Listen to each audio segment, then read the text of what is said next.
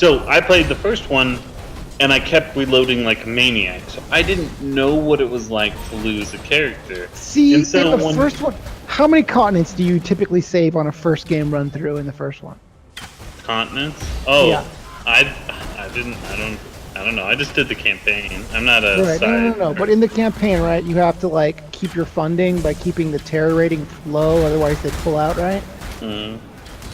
So in the first one, I typically just pick a continent and say I'm not getting that one's bonus. That one is just gone, like from the get-go. Unless I'm trying, like there was one time I didn't because I was trying to get the achievement to get all of the continents in one run.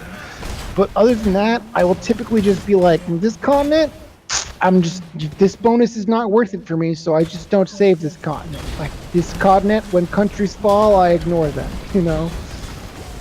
Yeah, I just I was when I played the Iron Man on Expert, I didn't know what I was getting myself into, and so when I lost one of my best characters, I'm just like, wait, there's no way of getting them back. That's right. They're And just then you dead. lose your first squad, your A squad, and you're like, how do I come back from this? And then the And answer you is lose all their don't. equipment too if you didn't Yeah. get any of them carried out.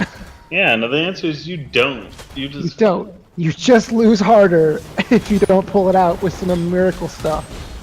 What actually got me was I was still struggling along, progressing with my B squad or whatever, and the final nail in the coffin was I had taken out and all my dudes were wounded, but I went up against a new enemy that stunned, and they did a round where they stunned every single one of my characters, but they were all still alive, and I found out that counts as them dead.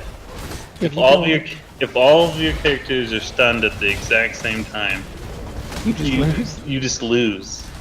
I've never And- had that happen. You go back. It's just like it says mission failed. You go back to your ship and they're all dead, and you're just like, what? I've never had that happen. Yeah, no, it blew my mind. I was like, so I was going to win. Like if if the stuns would have dissipated, Anticipated you would have won. I would have won. But it's like you have no conscious members, and then it just fades back, and you're like, what? All of your members are unconscious, and the enemy Yeah. just killed you. They killed you while you were Yeah, so that was interesting. Interesting experience. I like XCOM. Dude, if you go back to 2 with the DLC they've put out for it, it's amazing now.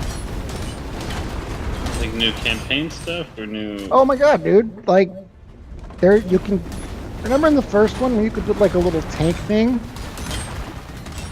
They've added multiple, like 4 new classes of soldier. One of them is a robot class, Interesting.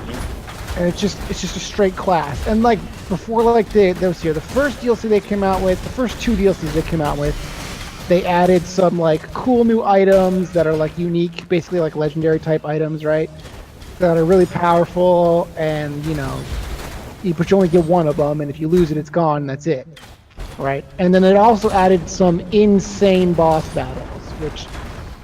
So like the reason why it's broken with the boss battles is because you know how it works, right? Every time you take a turn, then the enemy takes a turn.